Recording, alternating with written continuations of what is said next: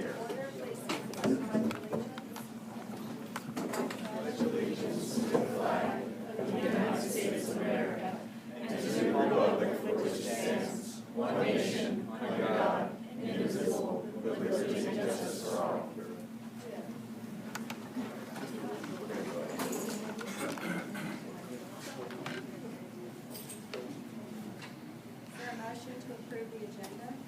Madam President, I move that we approve the agenda with the following amendments. Number one, additional certified and classified personnel actions for consideration, item E-3. Number two, add item number I-1 under executive session, consultation with board legal counsel on matters which are privileged in the attorney-client relationship, which is discussed in open session with the waive that privilege. Is there a second? Second by Mark. Any discussion? All those in favor, please raise your hand. Motion carried. And we move on to public comments.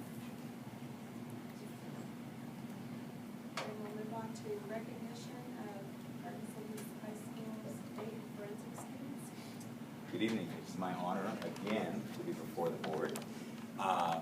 Tonight I have the honor of presenting Ms. Barb Hilt, Alice Hilt, and Robin Hilt. Oh, my bad. Sorry. It is also my honor. Is this impromptu? Did I blush yet? Because I feel anyway. It is my honor to present Russ Tidwell and his students, and then the Hills.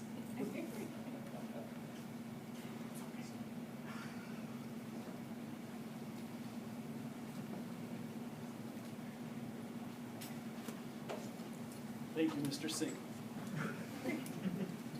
The second. Hello, good evening. We're back for our yearly visit. We've had some really fun things happen this year in debate and forensics at the high school. I should have about 12 students here, but some of them are working or playing baseball or doing all the other things that happen this time of year. So I'm going to let the kids introduce you and tell you what they're doing. I'll do a fast overview for you. At the end of the debate season, we competed in our national qualifying tournament. That weekend, we had a team that won that tournament and earned a spot to compete at nationals in Birmingham. We leave for that next Friday. And then that was Elizabeth Unruh and Amanda Curry, both who weren't able to be here tonight.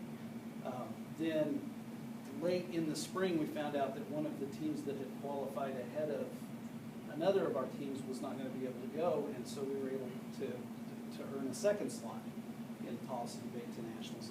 And that team is here, and so they'll introduce themselves in a minute, and they'll let you tell you who they are. So for the first time since 2001, we'll take two policy debate teams to that tournament.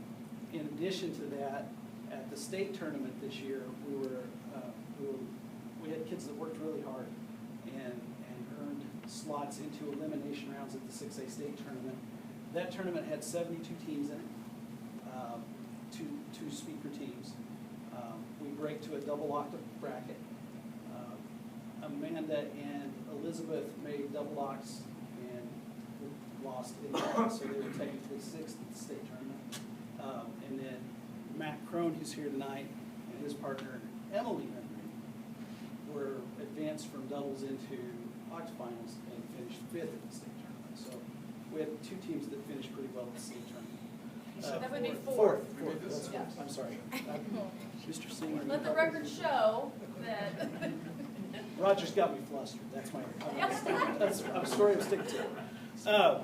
And then in the spring in forensics, we qualified a total of, with the two debate teams, a total of 11 students to the national tournament. So 11 students and three coaches and a judge are going to leave next Friday and make the trek to Birmingham for a week, and we'll compete and see what happens. In addition to that, we finished fourth at the state forensics tournament, and I've got semifinalists and finalists with me tonight these kids work incredibly hard. My assistant coaches work incredibly hard.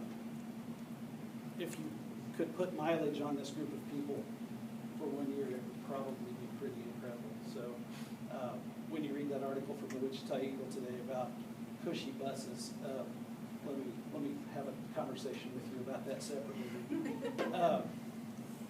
We spend a lot of time on the road. They work awfully hard. I'm really, really proud of these kids and my coaches. I should also mention the coaches because you'll see them off and on throughout the year. When you see Dana Johnson or Cody Morrison or Casey Copeland, those are all assistant forensics coaches. And I don't get this stuff done without those people. Sean Ashley and Ivan Moyer were assistant coaches in debate this year. Ivan's going to make the trek with us, and Casey and Cody are all going to make the trek to Birmingham this summer. So thank you for continuing to let us do what we do. We're incredibly well supported. Anytime I've got some kind of problem, I continue to hear other coaches talk about budgetary problems and travel problems and scheduling problems and all those things that make it hard to have these activities. 457 has been awfully good to these programs for the entire time that I've been here, and I know before that too. I can't express to you how grateful I am for you to allow us to continue doing these things. I obviously believe that these programs are really, really important and help kids go on to be very successful. So I'm just going to let the kids kind of introduce themselves and what their particular accomplishment was, and then they can kind of come through and shake hands with us. But thank you.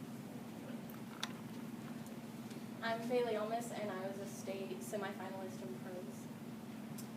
I'm Isabel Seraphin, and I was second place at the national qualifying tournament, which is why I'm getting to go to nationals in dramatic interpretation. And at the state tournament, I was third in DI, yeah. So I'm Amanda Seraphin. At state, I was second overall in pros. And then at the national qualifier, which I'm going to Birmingham for, I did an event called POI, and I got first place in the national qualifier. My name is Gunnar Heberly.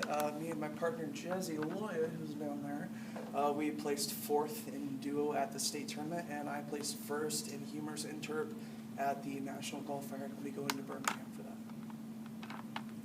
Hi, I'm Daniel Carrasco. My partner's not here, but she and I broke to semis in state, and we placed second in nationals, and we'll be going to Birmingham. Hello, my name is Long Nguyen. I'm a national qualifier in policy debate. My name is Jasmine Loya, and as my partner mentioned, me and him placed fourth at state. I'm Matt McCrone. During the debate season, I broke the semifinals and received fourth at the state tournament. And at the national qualifying tournament for congressional debate, I placed first as a representative of the House, and I'm also going to Birmingham for that. Okay, I'm Rafael Uribe. Long's actually my partner, and we qualified for the national debate tournament. I'm Zach McVeigh, and I went to Informative State.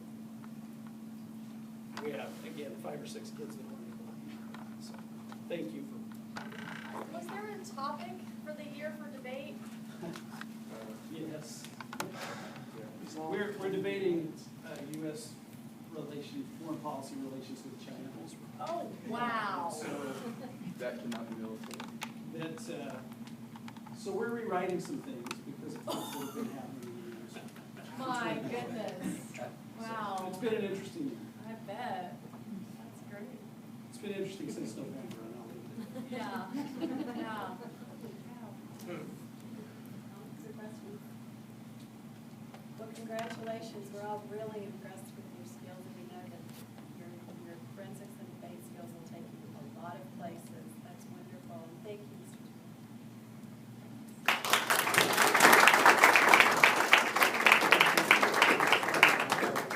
Girl, no wonder you're tired.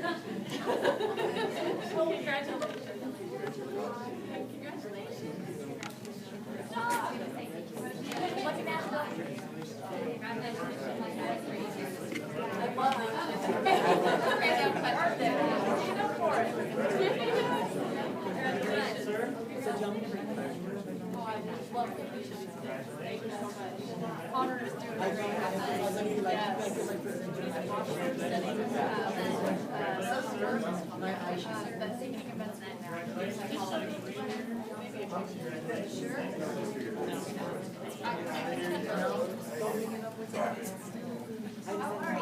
Mr. Singh, you got so different without your glasses. I'm having this summer thing. And Okay.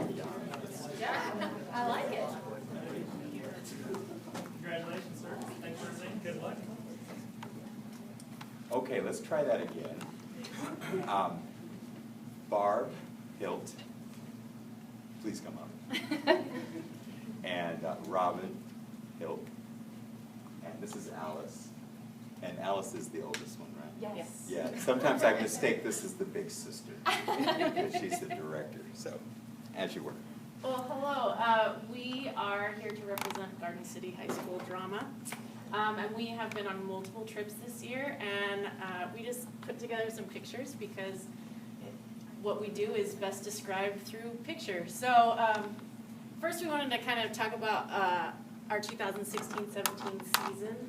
We had multiple productions this year, and if you were a part of a production or you went to any of these trips, come up here.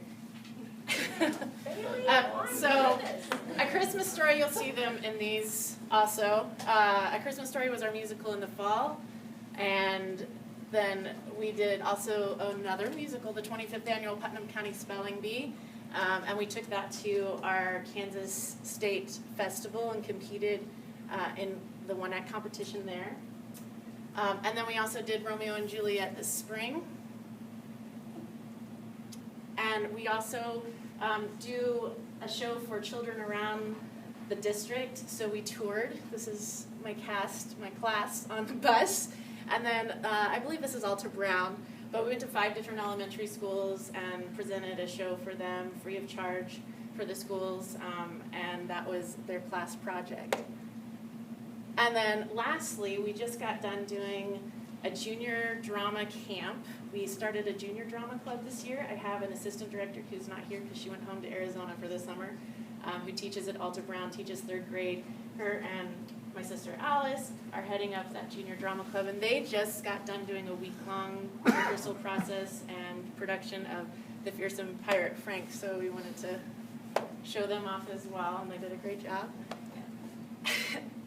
And so we attended 3 different competitions this semester, which it's hard to find competitions for plays. But we went to our Kansas Thespian Festival, and so these are the students who attended with us, and I think there was a couple missing because Colton went on to another competition that weekend after this, when this picture was taken. But for the 3rd year in a row, we earned Gold Troop status, and so we have 3 of these beautiful trophies at the school. And that is a year's worth of work, and there's a lot of criteria and points that you have to meet to be able to reach this status. And we've competed for it 3 years in a row, and we've always been gold status, which is the highest status that a troop can receive. And one of our students has to present a book of all of the work that we've done throughout the year, including philanthropies. We just took a check to the Emmaus House for $900 from our talent show. So we try to do as much as we can, like adopting a family at Christmas, and we did a preview of A Christmas Story, and then we donate that money. Our high school performance. Our high school of Romeo and performance. Juliet for local schools and also for our high school freshmen this year. Exactly. So we try to do as much as we can that is free of charge or that is philanthropy, because that ties into our Thespians troupe. So, and at that festival, we had 2 students, Javier, and Madison Adler, who couldn't be here tonight because she is playing Marion in the Rex production of The Music Man, which we're also all in, and so is Colton, and I don't know if anybody else in this lineup is, but Casey's been helping with, tech-wise, so she couldn't be here tonight because she's at rehearsal, which we're late to, but we're glad to be here. And so Madison and Javier each won a $1,000 Tech Theater scholarship at that festival, and they only give out 3 around the state for Tech Theater, and we took home 2 of them for Garden City High School, so that was a pretty big deal for us. That and both of them in costuming. So Robin is their teacher, and has helped them to present their IEs. Javier even brought his IE binder if anyone's interested in seeing it later. So, and then Javier and Bailey both presented IEs. Javier in costume design for Romeo and Juliet, so he designed all of those costumes that you saw in that picture briefly. And Bailey for musical theater performance of I Didn't Plan It from the musical Waitress. And so both of these students have qualified for the national festival, and to do that they have to get a superior rating from all 3 judges in the room, and that is not easy to do. So they have to have a nearly perfect performance or presentation to make it through to the next round and to the national festival, which we'll be going to in 2 weeks. Yeah. All right, and then another competition that we went to this year that we wanted to make note of because we also had scholarship recipients and we did very well is for the first time we went to the Inge Festival in Independence, Kansas, and it's a playwriting competition. And we had 2 students write plays, Job Silva and Javier. And within that, we won 6 scholarships. They only give out 12, and we took half of them, including all of the top scholarships. So they give $400 scholarships directly to the student. Best playwright, Javier Cervantes, for his play Happily, no, wrong one. What was the name of your play? I believe it was like Surrounded by Love. Surrounded by Love. And then Best Lead Actress for Madison Adler, who was in Javier's production. And Best Lead Actor, Jacob Ariano, who is also in Music Man. And he was in Job's play, which was Happily Ever After. And then $200 scholarships, Erica Ramos, also in Music Man. She was the runner-up actress. And a $100 scholarship, honorable mentions, Colton's here. Colton, who is also in Music Man, but is here tonight because he's here. Colton May and John DeHone. So we were really, really pleased with how that turned out for our students, and it encourages creative writing. And then last but not least, we were nominated for 18 Jester Awards this year, which last year we were nominated for 15 for Seussical, 14 for A Christmas Story, and 4 for the 25th Annual Putnam County Spelling Bee. Our students were able to perform at a packed house at the Orpheum Theater in Wichita to thunderous applause, including our young ones. We had some young members of the cast throughout the community this year. And of that, we had Ignacio Perez, who won for pre-high school performer, Casey Bunch, who won for overall technical achievement. She painted the giant drop for our show, and for countless shows this year, she's done tech work. And then Bailey and Sandy Almas and Misty Baldwin and Jennifer Mahoney, who did our lobby display, and so they won for lobby display. And then in addition to that, Casey, come here, step forward. As you can see here, has a giant check for $2,500. They give out one tech theater scholarship through Music Theater of Wichita per year. And this year, Casey took home that $2,500. And Casey is going to go work with Music Theater of Wichita this summer. She's going to help with 3 professional productions. She's stage managing, she's doing scenic design and properties, and so she's going to get some professional experience with this company that gave her that money. Yes. And also with WSU, she's going to go do a workshop on scenic painting. So, and then we get her back next year with all those great skills. So, and then here's our beautiful, horde of children who went to the Jester Awards and performed, and every one of them was a part, either tech-wise or on stage, of the performance that we did there. And you'll see young faces in there as well. We get to do a red carpet event, so it's a fun evening for us. So we brought with us our Jester Awards if you're interested in seeing them, but kind of pretty. Thank you so much for letting us come and present to you and share a little bit about what we do throughout the year. These students, along with probably about 100 more, do a lot of work to get these productions to these competitions. So thank you so much.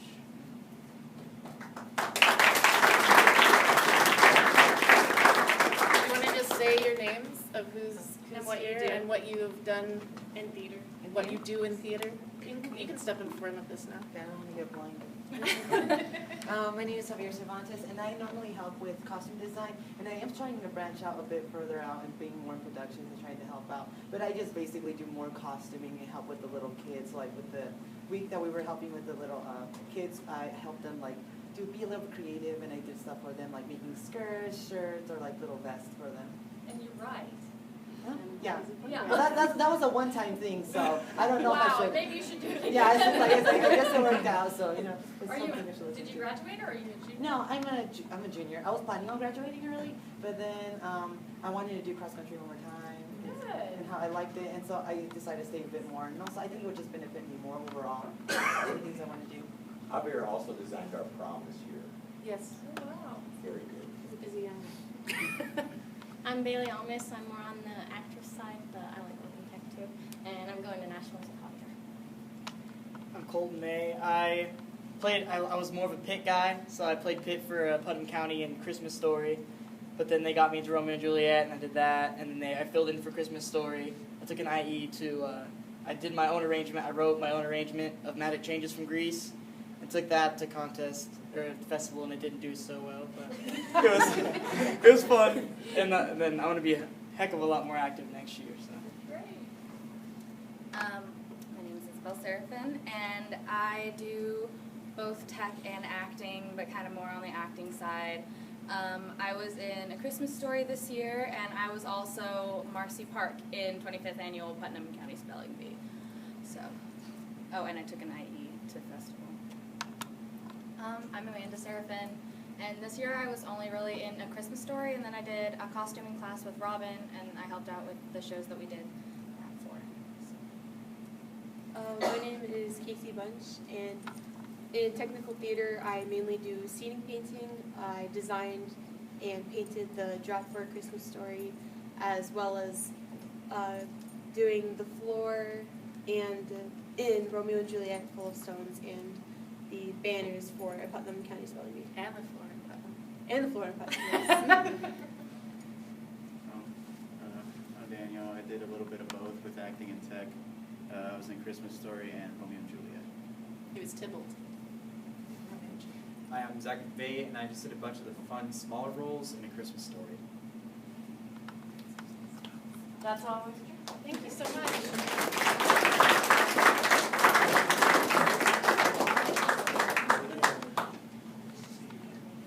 Keep it up. Congrats again. Congratulations. You guys are twins, right? Yeah. Okay, just making sure I've got it straight. Congratulations.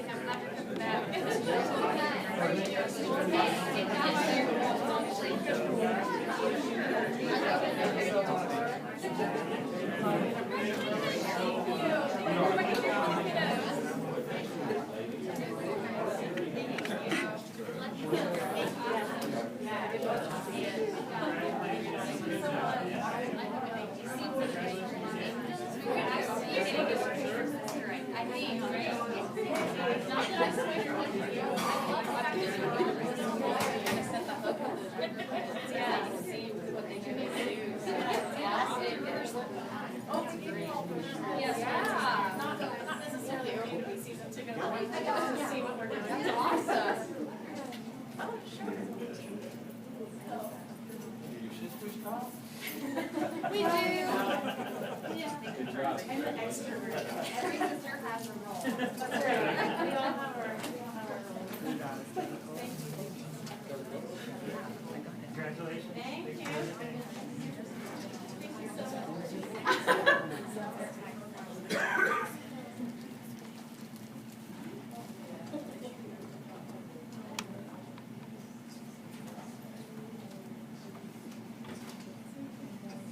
We'll move on to girls softball. Hi, Board and Administration. It's my pleasure to introduce to you the 2017 Keisha 6A third place recipients in softball after an amazing season. Finished up the season 19-6 with behind the lead of Coach Katrina Moquette. Hi. Thanks for having us. It was kind of an amazing ride. Coach Reich, Justin Reich is my assistant. He's been with me for 2 years, and we made state 3 of the last 4 years, so that's been really good. But going this time and getting 3rd place was a huge accomplishment, especially if you see all the eastern, northeast Kansas schools and what kind of talent they bring to the table. So really proud of these girls. Last year we had our first all-state kid, Abby Dart. I've made a couple other nominations, so hopefully that won't come out for a little bit, but hopefully we'll have a couple more all-state kids. We had 6 on all WAC first team and 5 on honorable mention, which was the most in any of the WAC schools, so that was pretty cool. I'm going to let them introduce themselves and tell you what positions they played, and that'll be it. Abby Dart. I pitched and played some center field. So. I'm Reagan Nordby, and I played right field. I'm Riley Whitehurst, and I hit for the team. I'm Regan Crawford, and I played second and a little bit of right. I'm Haley Dart, and I play center field and I pitch.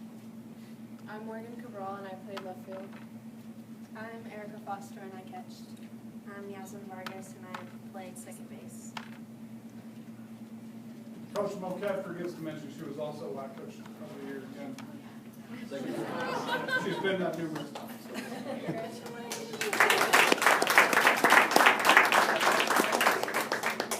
Who's coming back? Awesome. And we're missing a lot. Watch so out next year, huh? We got a lot of them doing other things right now, so they couldn't make it.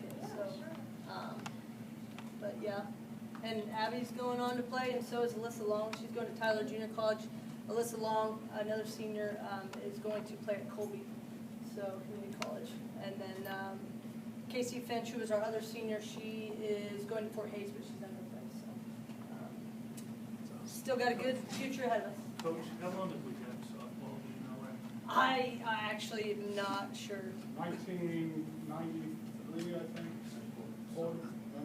So 22, 23 years? Yes. And this is the best we've ever finished? First time we've ever actually won a game at state. We've been there, I've been there 3, and John, I think, was 4, right?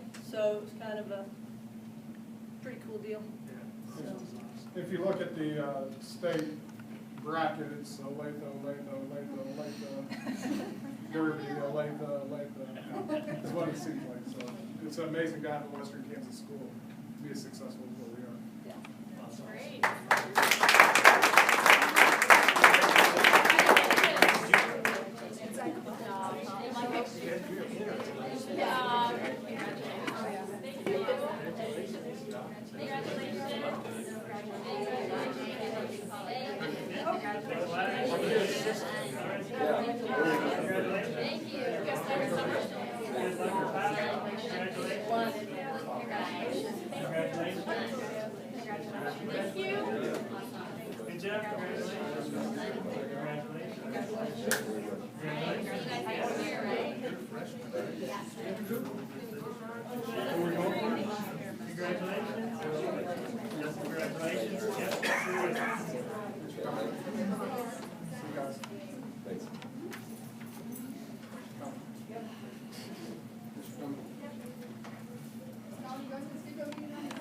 I'll be there.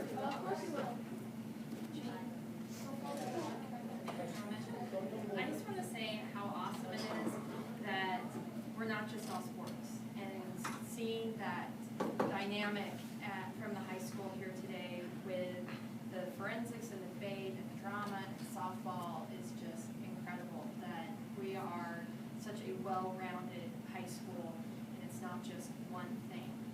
So I'm very glad that we as a board have made that, I think, a priority to support not just sports, but the other activities as well, because those are just as important as the sports too. And I also love the fact that the drama kids went to the other schools to kind of maybe get the younger kids kind of hooked on something that they might be interested in too. That's kind of a neat and unique way of keeping our program strong. So I agree. I think there's something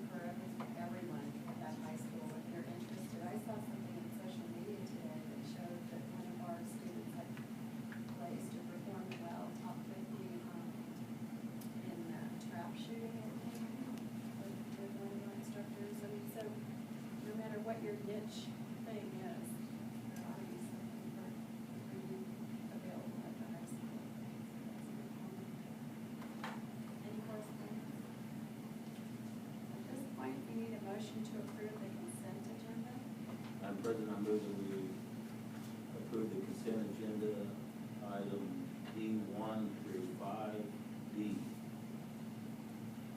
Is there a second? Second. Second by Gloria. Is there any discussion? Madam President, just to, if I may, under agenda item 4B, the route buses, I talked earlier to Dr. Carlin about the purchase of these buses, and he kind of gave me a pretty good report on why and how, and more information about those buses than just that we're buying buses. So, Dr. Carlin, would you mind sharing that? Sure, absolutely, thanks. So we're trying something a little different than what we've done in the past year. Our buses are on a rotation. There's a state law that we can't keep a route bus longer than 20 years. We typically do about a 16 to 18-year rotation with ours. We typically don't keep them the full 20. But for the last couple of years, we haven't purchased buses. But what we're doing this time is we're actually purchasing 5 slightly used buses. They're buses that are coming off lease, about 30 to 40,000 miles. That state law also says we can only keep a bus for 250,000 miles, but that'll work well within our rotation. And since we took a couple of years off of buying buses, this will kind of plug some back in at the right sequence. And basically, new, these buses would have cost us about $500,000, and used a little over 500. Used, we're getting them for just a little over 350, 369 maybe for all of them. So it's a good effort at being economical. To give you an example, one of the buses that we're buying new is about $115,000, with 30 to 40,000 miles, being 2 years old, it's $75,000. So it's an effort to be a little more efficient, kind of manage that a little more efficiently, and still have the quality that we're used to. And I didn't realize this, but we've never tried that before, at least in my tenure. So this is something that KJ and Mr. Steele have worked on. So, Dr. Carlin, just to clarify too, these purchases were planned and budgeted expense. It has nothing to do with changing the start time. correct. Yeah, this is just a normal part of what transportation does. I'm sorry, I guess I have one more follow-up on that, because we've actually held off buying buses because of budgetary constraints in the past, correct? That's been one of the things that we've done, and we're combining some money from this year as well as some money in our budget next year to make the purchase. Typically we would buy 2 to 3 buses a year, so to buy 5, we're playing a little catch up for where we haven't purchased them in the past. But that's kind of been part of the thought process all along, is knowing that we could do this and give this a shot. And we think should be good buses. They've been with a busing company. They're just coming off lease, just like you get with an automobile. Any other comments? Are they extra cushy seats? I think they're the big yellow regular rail buses. Awesome. All in favor, please raise your hand. Motion carried. Was there any opposed? No. All right, I just want to make sure.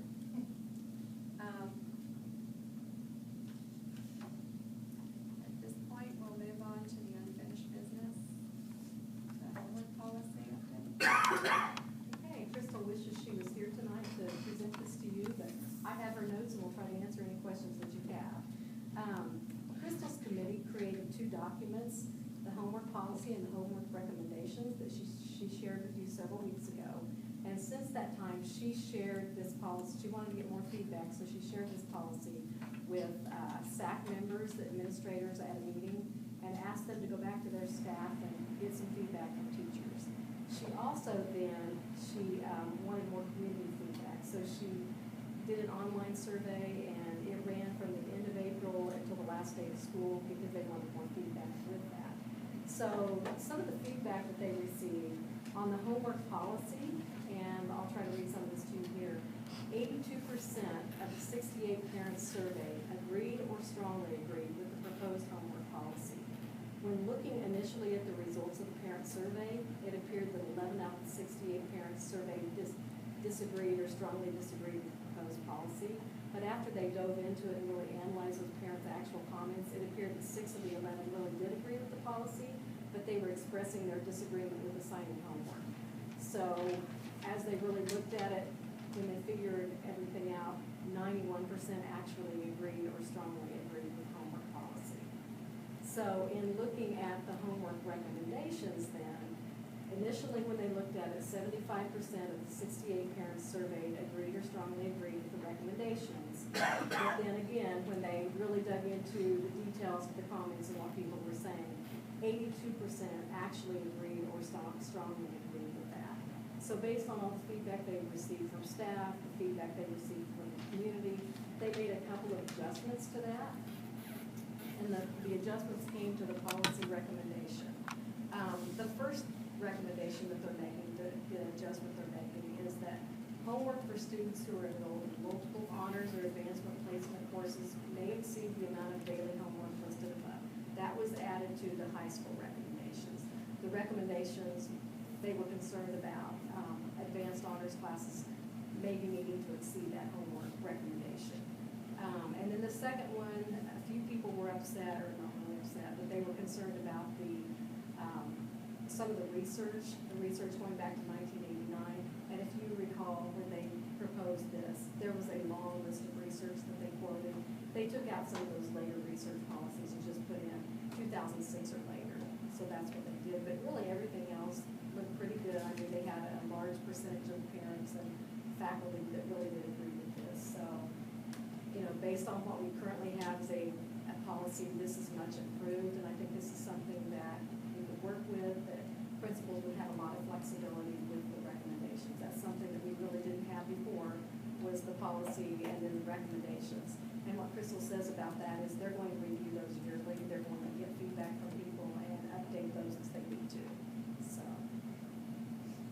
any questions about that?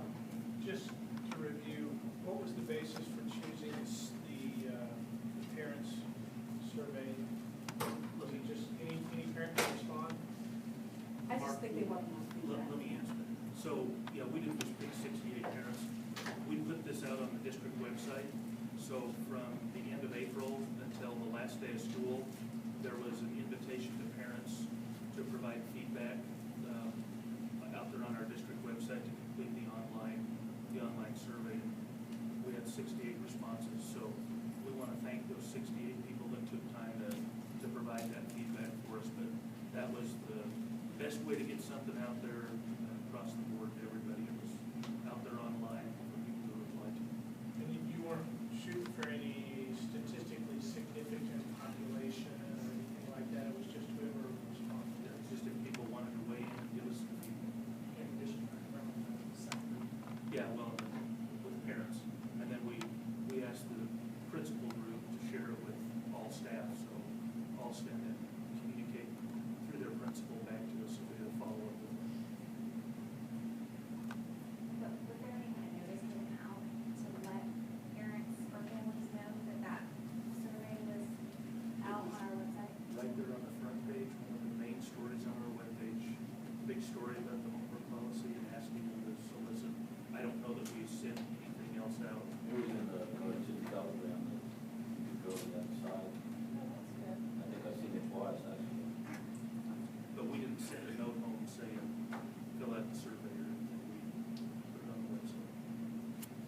I'm still convinced that parents read the sugar beet, and I would love to see things like that reported in the sugar beet on what's going on with the school or what's the school board considering and looking at. Because I don't want there to be other families to come over after the fact and say, hey, I really have an issue with this, and this is the opportunity to get feedback. So anything we can do to let our families and community know what we're thinking